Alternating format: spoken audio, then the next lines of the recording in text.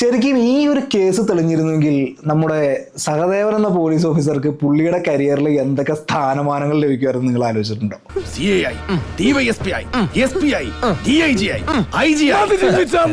പലരും സഹദേവൻ കണ്ടത് മറ്റാരെയോ ആണെന്ന് സഹദേവനോട് തന്നെ പറയുന്നുണ്ടെങ്കിലും സഹദേവന്റെ കണ്ണിൽ കൊലയാളി ജോർജ് കുട്ടിയാണെന്നുള്ളത് പകൽ പോലെ സത്യമായിട്ടുള്ളൊരു കാര്യമാണ്.